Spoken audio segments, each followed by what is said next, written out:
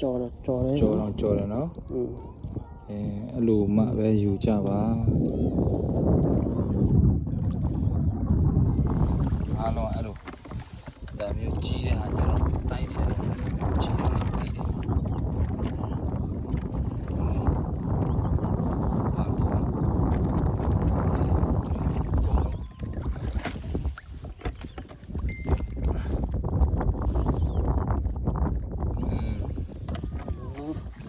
တလူ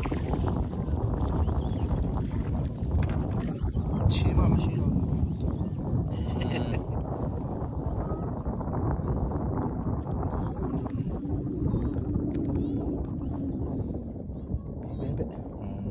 ဘာတော့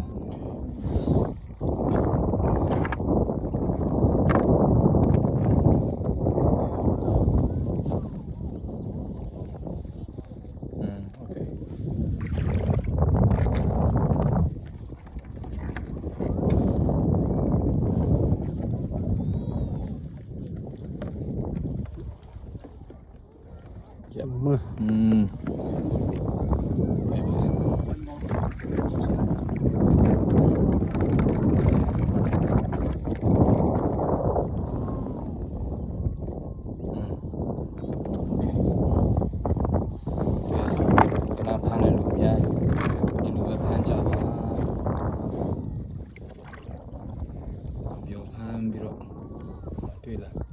စမ်းနည်းနည်းလေးလိုတယ်အဲ့လိုမျိုးဆိုရင်လွတ်ပလိုက်ပါဟုတ်ပြီနော်အဲ့တော့ယူချပါ